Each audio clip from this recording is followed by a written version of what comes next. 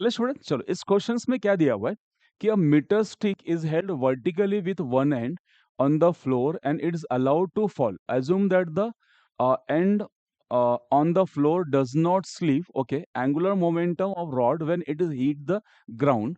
okay, question में क्या रखा है, एक रॉड है, उस रॉड को ऐसे वर्टिकली रखा है, उसको जैसे छोड़ दिया, तो रॉड ऐसे वर्टिकल था, जब ये ग्राउंड पे हिट करेगा दैट टाइम आपको ओमेगा निकालना है। इसको डायग्राम में ऐसे शो कर सकते हैं कि इनिशियल क्या था आपके पास, ये इनिशियल ले लेते और ये एक फाइनल सिचुएशंस। ठीक है, तो रॉड कैसे देकर रखा आपके पास, ये लेते हैं रॉड। रॉड ऐसे पहले वर्टिकल है, ठीक है, फिर इस पॉइंट के अबाउट ये रोटेट करके रॉड ऐसे हो जा रहा है, कैसा, लाइक ऐसा, ग्राउंड पे जब ये हीट कर रहा, लाइक ऐसे, ये अगर ऐसा, ये इधर आ गया, जब ये यहाँ पे हीट करेगा तो ओमेगा कितना आएगा आपसे पूछ रहा है। क्लियर? तो क्वेश्चन पहले क्या था आपके पास, रॉड ऐसे रखा हुआ था, इसको जब छोड़ दिया तो ये ग्राउंड पे हीट करेगा, जिस टाइम वो हीट करेगा उस टाइम पे ओमेगा कितना फाइंड आउट करना है। ठीक है, अब यहाँ पे क्या कर सकते हैं हम लोग, कंजर्वेशन ऑफ एनर्जी लगा सकते हैं। कंसिडर करते हैं ये इनिशियल सिचुएशन है, ये क्या अपने पास, it is a initial situation है, और ये क्या फाइनल। तो मैं कंजर्वेशन ऑफ एनर्जी लगाता हूँ, क्या लिख सकता हूँ यहाँ पे, बाय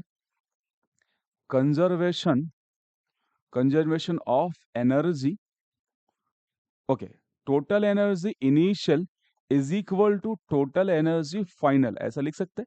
टोटल एनर्जी इनिशियल मतलब kinetic energy initial plus potential energy initial is equal to kinetic energy final plus potential energy final, लगा सकते हैं ऐसे।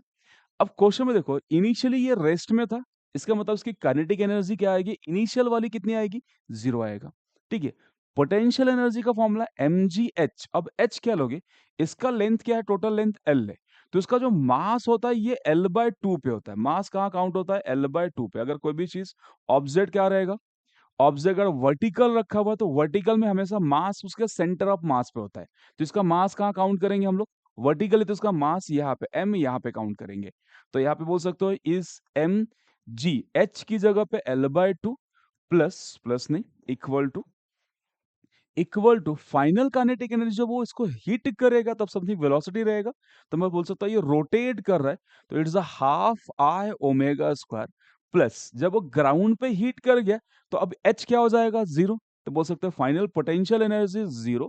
तो यहाँ से क्या होगा, क्या आएगा आपके पास, ये हो गया इज 1/2 mgl। ओके, अब यहां से half I moment of inertia क्या है, देखो ये एंड के अबाउट रोटेट कर रहा है, ऐसे बोल सकते हैं। तो ये रॉड है, रॉड रोटेट किसके अबाउट कर रहा है, इस रोटेट अबाउट एंड पॉइंट्स, क्योंकि इस पॉइंट के अबाउट ये रोटेट कर रहा है। तो आप बोल सकते हैं moment of inertia of rod about and point कितना होता है, कितना होता है, ml²/3। तो मैं यहाँ लिख सकता हूँ इस ml² divide by 3 into omega square. दोनों साइड से कैंसिल क्या होगा, हाफ कैंसिल कर दो, m कैंसिल कर दो। ठीक है, l का वैल्यू 1 ले सकते हैं, बिकॉज क्या लिखा हुआ है, ये मीटर स्ट्रिक लिखा हुआ, मीटर स्ट्रिक का मतलब लेंथ इज 1 मीटर। ठीक है, तो यहाँ पे एल भी कितना 1 हो जाएगा, एम जी, सॉरी एम तो कैंसिल हो गया, कितना होगा, जी एल का वैल्यू 1, राइट हैंड साइड में कितना होगा, इस 1 का स्क्वायर डिवाइड बाय कितना, 3 इंटू ओमेगा स्क्वायर।